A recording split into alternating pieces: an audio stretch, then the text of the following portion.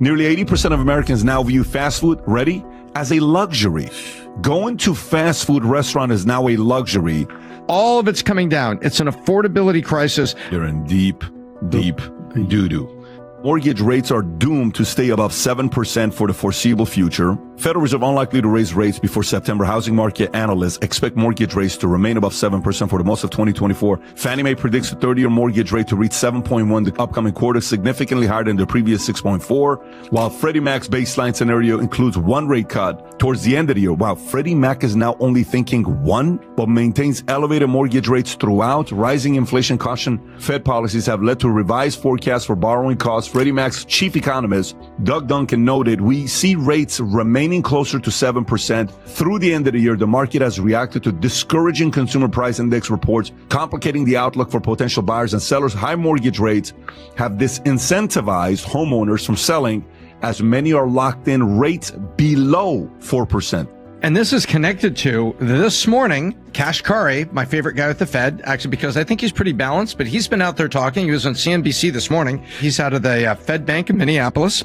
And he basically points out and says, listen, we need to see a lot more positive inflation data before we cut rates this summer. So what does that mean for you and me? What that means for you and me, here's what it means, America. It means that between now and the end of the year, 7 to 6.75%, meaning at the end of the year, 6.6, 6.75. That's what it's going to be about the end of the year. And at the end of next year, looking at like 6. So when they say 7% for the foreseeable future, it's probably 7% through third quarter and maybe get a little cut. And then it's not going to be dramatic, Pat. It's going to be like 6.75. That's where it's going. And so if you're going to buy a house and then you're thinking you're going to refi 6 months later, no, you'll probably refi 2 years later. So that's what I think people should look at when you're making your personal plan. If you can afford that house and you can afford the payment and you can afford 6.75, that's what you're going to have toward the end of this year. And it's probably going to be 2 years before you get cuts to a point where you can make a refi that 2 years. 2 years. Yeah.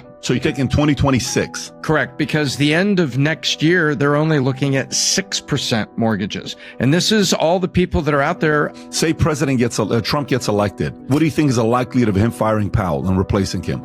Powell's been such a lightning rod. Remember, he's elected to a term. So would Trump invoke authority and then get him not elected to his next term? I think Trump's going to look for a new Fed leader. Yes. So coming into Trump's midterm election, he would have an opportunity to change the Fed chair. So he's staying till 2026. Okay. So when you look at this, then you going back and you saying the fact that it's probably going to stay around the 6s, even in 2025, seems very reasonable. So if you got a 6.75 or a 7 this year, 24, 2 years from now, probably a 5.5, 5 3/4, and you can refi it. 5.5. You're not thinking we're seeing 4s in a while. No. Mm-hmm. Okay, I agree. I don't maybe think a 5 for really good credit, and you buy half a point. That kind of a deal. For sure, but 4.5, that's not coming anytime soon. Those are the days of what we had in the past. Yeah, I agree with you. But now watch this. Here's the crazy part: housing prices hits another record high as affordability crisis deepens. So rates are remaining high;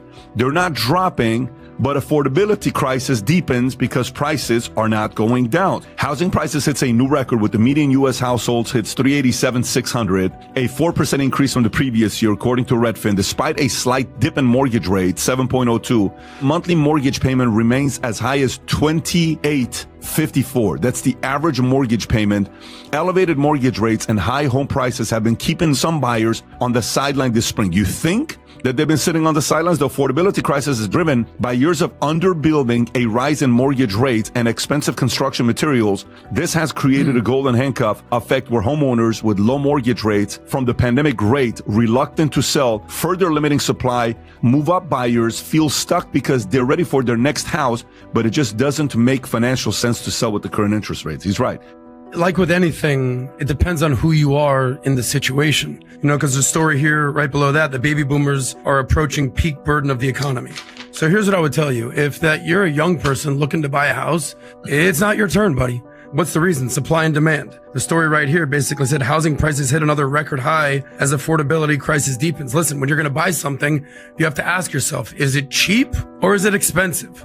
And that's how you can kind of weigh your options. It is incredibly expensive to buy a house right now. I know a lot of people, we've been sort of given the propaganda of like, if you're renting, you're throwing away money. If you're renting, you're throwing away money. But it all depends on where you're at in life. If you're young and you're just starting out your career and maybe you have the opportunity to live with a buddy, live with a roommate, live with a girlfriend, whatever it is, renting is fine, and just pump all your money into the market. Now, if you're a baby boomer, typically baby boomers, when they approach 65, when I started in the financial world, I heard a stat about baby boomers that starting in 2010, I believe, for the next 20 years, 10,000 baby boomers will turn 65 every single day. Boom, boom, boom, boom. Every single day. Birthday, blowing out 65 candles. So here's the deal. Usually, typically, as they retire, they downsize. Their kids are out of the house. They're like, all right, forget it. We're moving to Florida. The reality is at this point, since COVID and since these interest rates, they're not going anywhere. They're like, why would I sell my house that has a 2% mortgage, 3% mortgage, 4% interest rate to go spend 7% on a mortgage? It doesn't make any sense. So they're staying put. So supply and demand is limited. So if you're the Vinny of the world or a younger person in the world, you're like, I'm looking for a house. Too bad. Now, what I would tell the mortgage brokers out there and the realtors out of the world, here's a little advice to you guys. Here are 3 words that made me a lot of money. When you're calling on people and you're calling on potential clients, here are 3 words you could use to pique someone's interest. Things have changed. Because when things change, people feel motivated to do something. Right now, what's happening in the economy with the mortgage rates and everything that's going on, it's status quo. So if you're out there being like, how can I make some money? How can I basically deliver a different message to the consumer, to my client? Let them know that things have changed, whatever it is. And even if it's that they have to refinance in a few years, that's something that can change. But for me, like the average person, Tom, is listening, home ownership, dream, investment. Should I get into one? Should I not get into one? The slow play, history of rate of return in real estate. I think that the stock market is double whatever real estate is. Okay, but so I think real estate is around 5%, and I think the stock market is around 10%. Watch this. In the 30s, real estate dropped 1.2, stock down, so that's obviously Great Depression, 0.9, that decade. Yep. Cash 1, bonds 4, gold 5.3, inflation minus 2%. So it's the opposite. 40s, stock 8.5, real estate 8.1, so they're about the same. Inflation 5.4. 50s, stock 19.5%. Vinny, this is good for you to see. Real estate 3, inflation 2.2. The difference between real estate and stock, look at that. 16.5% above real estate. Gold's only 1%. 60s, 7.7, real estate 2.2. So 5.5 above, inflation 2.5. 70 stocks, 5.9, real estate beats. And that's because of boomers are becoming in their mid-20s, 1946. Yeah, that's cause of boomers are buying houses now. So 8.7, 5.9%. Look at gold. That's when Nixon, we went off the gold standard, so 29%. Inflation 7.4. 80 stock market, 17.3. Real estate 5.9. So the difference is what? 12%. Inflation 5.1. 90s 18% to 2.7 in real estate. Yep. 2.9.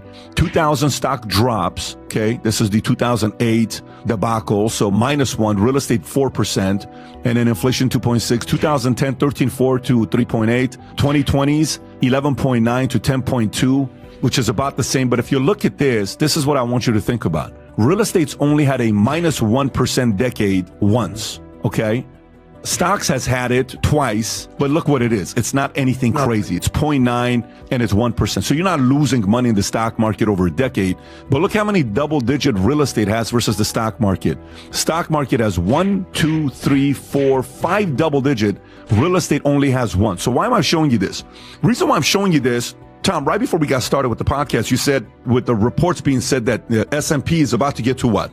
Yeah, UBS came out and said that they're going to put a target forecast at 5,600. They think that the forces on the stock market are good, even though the consumer can feel bad. So while real estate is not showing any kind of optimism on what could happen with it, stock market's about to go to 5,600. So if the stock market's about to hit 5,600, where's S&P at right now? When I say stock market, I mean S&P. Go show up what S&P's at 5,000 right now? 5,300. Okay. So it's going to go up another 300 points. 300 points on 5,000, 5,300 is what? 7%, let's just say 6%, 5.8% is what it is. So if we go to real estate, the difference with real estate, where the real estate investor is going to make the argument, is the following. in order to buy stocks, I'm putting $100,000 of my money in there where I'm competing on, if the market does 10%, I make 10% on what? $100,000, which is what? $10,000. But if I use $100,000 to buy a property, I'm buying how big of a property? A $500,000 house, let's just say, or condo, right? Yeah. So 100,000, I'm pretty much margin, not necessarily, but I'm using debt. So my 100,000 on a $500,000 house, now I'm paying a loan on $400,000. Let's just say I'm paying $3,500 a month, $3,000, $3,500 a month, whatever the number is, right? So watch this. If that $500,000 property in 2 years goes to 550, okay, now I got what? 50,000. So 50,000 on the original 100,000 is what? 50%. But that 50,000, when you choose to sell, you're going to have to pay what? 4% commissions, give or take, on $600,000. So $600,000, 4% commission is what? $24,000. So your 50,000, 24 is gone for what? Fees. Yep. You net 26 over 2 years. So it's really 13% per year, not even considering the upkeep that you have, right? Of course. So that's the argument real estate's going to make versus the stock market. But at the same time, the problem with some people that are making that are just waiting for real estate, they're not getting involved in what's going on with the market today. They're missing out on NVIDIA. They're missing out on a bunch of AI stocks. They're missing out on not being a small cap, mid cap. The other day, I'm at the Goldman Sachs event. Very interesting, Tom. Very interesting. The family, everybody that has sold a bit, was 60 families there. Minimum net worth to be in that room was $1 billion. Okay. And the high was $30 billion. Incredible things to learn. One of the guys gets up there and says the craziest thing. They said, who's your, how do you feel about the future of the stock market? He says, oh, I fully believe the market's going to do very well. He says, based on whose analysis? He says, because the number one analyst in my life for the last 45 years is my grandmother. He says, excuse me? He says, yeah, my grandmother. Why? My grandmother's 99 years old, and she still tells her stockbroker and her financial advisor, I only want to buy growth stocks. Wow. Think about She's in that. her 90s. Did you understand, Tom, what happened right there? She's 99 years old. How many more years you got left to live? 1, 2, 3, 4, any day? She should be in right? bonds. Could be gone right now, Should for all be we in know. bonds Yeah. and cash. That's crazy. She's saying, put me in stocks, buddy, because I believe in America. Yeah. Wow. So that is the part that I think sometimes, this is the part where diversification makes sense, to have a little bit of stocks, a little bit of gold. If you're comfortable, a little bit of crypto, a little bit of real estate. That's the part some people are missing out on. But this chart shows it all. Go ahead, Adam. Nah, here's your metaphor. People speak, but numbers yell. Say it. Words talk, numbers scream. There it is. Look, what I see here is that it takes a literal worldwide pandemic for real estate to actually compete with the stock market. How could you say such a thing? Just look at the numbers. They've had one time during the pandemic that they've been above double digits, real estate. Stock market 1, 2, 3, 4, almost 5 times since 1930s. The average stock market return is what? 10% year over year. Sometimes it's closer to 20%. Yeah. But that doesn't mean that real estate is bad. It's just not the rate of return that you can get from the stock market. Now, why do people invest in real estate? Number one, it's tangible. It's easy to understand. It's a lifestyle choice. You've got kids, you got school districts, you've got neighborhoods, you got safety. It's something that you can touch and hold and your family can be there, feel safe. It's like a big warm hug around your family. I get that. But if you're just looking for sheer numbers and sheer return, it's not even close. The last thing here is 50% of the people, 2/3 of Americans buy houses, 1/3 rent. Only 50% invest in the stock market, 50% don't. What's the difference here? I would argue that it's just way harder to understand the stock market. It's bulls, it's bears, it's bells, it's red, it's green, it's up, it's down. It's which way is it? It's like the S&Ps, the Dows, the Nasdaq. People just don't understand. But people understand real estate. Money talks, bullshit walks. It's clear stock market is better than real estate.